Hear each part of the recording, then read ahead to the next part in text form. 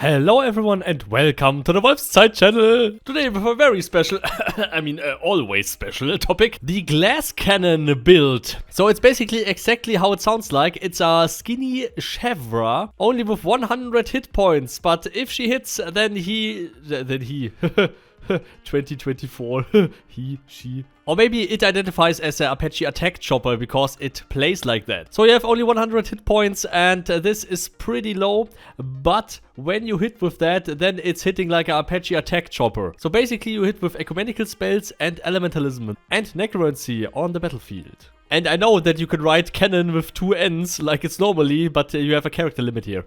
Character limit, default system, 1 character, 2 character. Okay, yeah, let's start. So for the quick setup, for all the people who don't want to go into intense stuff here, it's pretty simple. Just choose Elverine, just choose Sheevra, make it 23 years old. It also depends on if Star Wars will change the age Clade gift again or not. This is probably something for the future. So if you're watching this video in the future, it's maybe better that you ask your guildmates, ask veteran players, if it makes more sense to make that age 23 or 30. Basically the lowest height that you are not so easy to hit and that you have more attribute points available for your intelligence, psi, consti and dexterity. And at the start, if you're a new player, I don't recommend this build at all. Then you can set all points into dexterity because then you can run a little bit faster at the beginning. Don't worry, you can change every attribute very easily. You can even change your height after you made your character with a decent cook who knows what he's doing.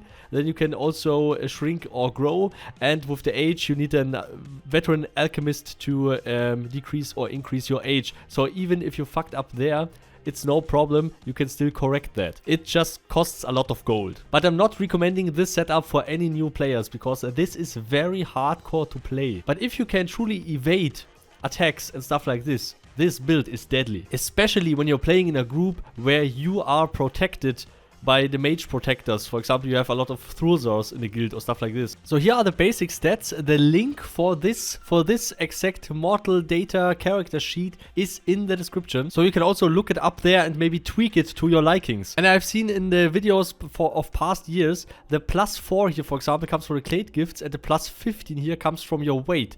And another thing is, here in the calculator, you have the weight of 50%, but in the character creation you can only go down to 70%. So keep that in mind, that if you enter the game, then you also need to lose weight. And here, for example, we have the Clade gifts. Of course, this is also everything there's in the link. It also depends on the personal preferences. You can also skill swimming here if you don't like the getting more out of the butchery thing or whatever stuff to your likings. I mean, that doesn't affect the combat so much. It also depends on where are you playing. I mean, if you're playing close to water all the time and you're playing a lot of solo and stuff like this, then maybe swimming is also a very, very good option because then you can escape. Especially against other characters who can't swim so easily. And with your ecumenical spells, you hit very hard. Not as hard as a fat mage, of course, but very hard as well. And with your elementalism, you can also hit very hard. And because of your high mana pool, you can hit that constantly. So you can also more or less constantly could put out greater heals and stuff like that. So you can damage a lot, you can damage also multiple enemies a lot and very hard. And you can heal your group and you are very fast. And you can also put out necromancy stuff where you can cast while running. This is one of the ultimate builds, but the problem comes with who can play that. And there's not a lot of people who can actually play that. Because you need experience in close combat, you need experience in being a mage, and you need experience in Mortal Online PvP anyway, and especially also in group PvP. So this build is really not recommended for new players at all. And these are the recommended skills for such a mage. I mean, these are basically the same skills like regularly mages have, but here you have also the elementalism.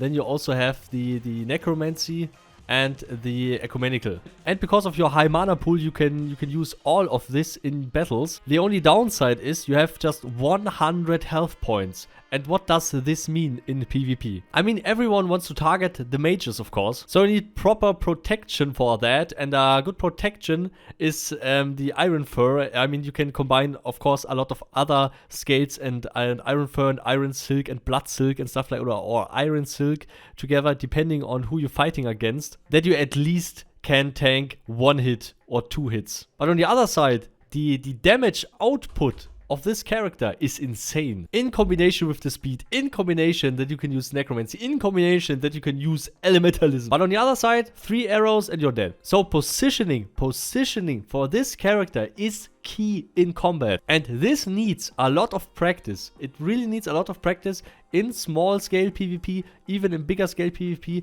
to get the positioning right as a glass cannon character. And also communication with this character is king, because if you're printing out AoE spells and hitting your own people with that, they will get mad at you. And this is also one of the downsides of this character sometimes. It also depends on the setting. I mean, it's a very specific build. It's a very specific build. It's one of the most unique builds we had on this channel. And yeah, we also had the Thorza Fat Mage. And yeah, this was actually a joke build. No one did that. But a friend of mine actually did that. And it wasn't so shitty as expected. In the end, each build has different pros and cons. But the question is, can you play that? Can you actually play that? I mean, you can make the best meta PvP character that everyone recommends, and you can still play like shit with that because you can't play with that. So I highly recommend that do this build only if you know what you're doing. As an alternative, you can also make just a normal mage. It doesn't have to be a skeletal mage. And here comes the good point in this build.